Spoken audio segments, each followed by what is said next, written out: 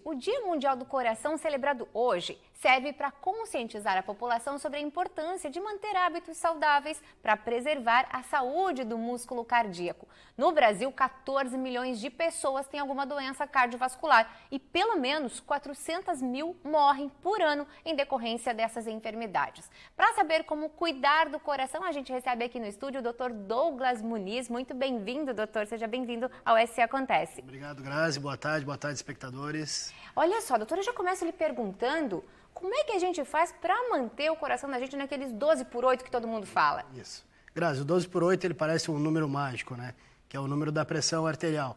Na verdade, esse número ele pode variar um pouco a mais, um pouco a menos. A gente usa ele como base para a vida. O coração ele é o principal órgão responsável pelo sistema cardiovascular. E o nosso corpo ele precisa de um equilíbrio. E como tudo na vida, a gente tem que buscar esse equilíbrio para ter o equilíbrio do 12/8. E isso passa por alimentação saudável, a prática de atividade física, evitar os excessos, evitar o excesso de álcool, evitar o tabagismo, por exemplo, evitar o excesso de estresse, ansiedade, buscar então, através de medidas comportamentais, manter o equilíbrio do corpo e, claro, aqueles pacientes que já têm doença, que já são hipertensos, aí sim o uso de medicamentos para manter a pressão bem adequada.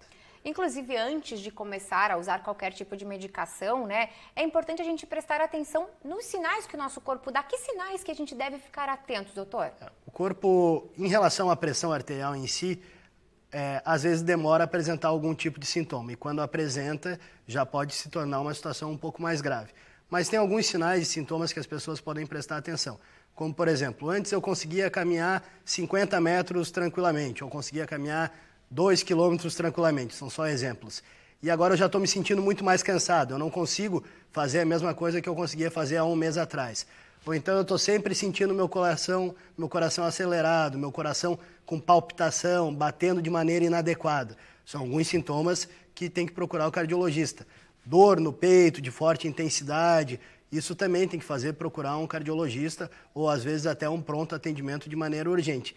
Quando a pressão está muito alterada, normalmente as pessoas costumam sentir o que a gente chama de mosquinhas, são pontos brilhantes no olho enquanto a gente está olhando, ou uma dor na região da nuca principalmente, mas aí a situação já pode estar um pouco mais agravada.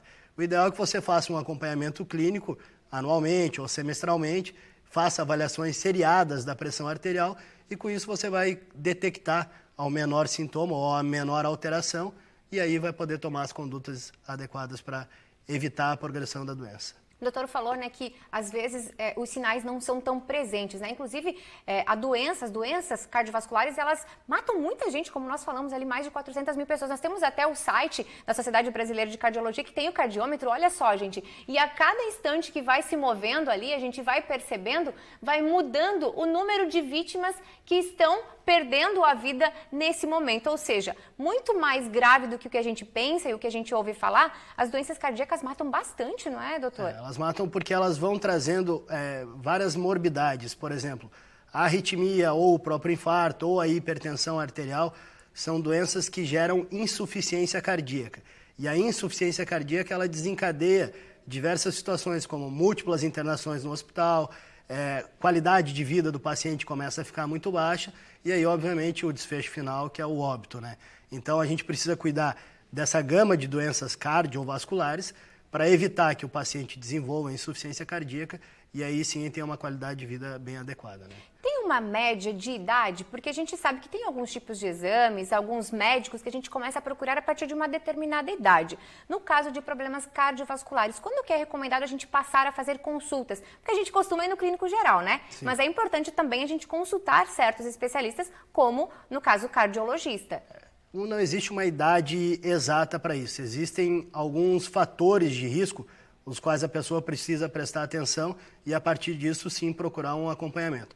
Por exemplo, se tem uma história familiar de doença cardíaca, irmãos, pai, mãe, tios de primeiro grau que já desenvolveram infarto, todos são hipertensos ou têm graus de arritmia, essa pessoa que já faz parte desse contexto familiar, é preciso que ela faça um acompanhamento desde o mais cedo possível. Aquela pessoa que fuma tem que procurar o profissional para evitar de fumar, para evitar o tabagismo, para diminuir o consumo e, quando possível, parar de fumar. E o clínico, quando faz a avaliação inicial, ele já consegue detectar algumas alterações cardíacas que ele mesmo consegue fazer a investigação. Então é importante que a pessoa preste atenção em si, preste atenção em seus familiares e a partir disso, sentindo, como eu expliquei, ou esse cansaço, ou essas palpitações, ou uma mudança no próprio organismo, que ela procure. Pode ser primeiramente o clínico e depois o cardiologista, ou então já como primeira opção o cardiologista, que é o grande clínico também, que cuida de todas as áreas da saúde.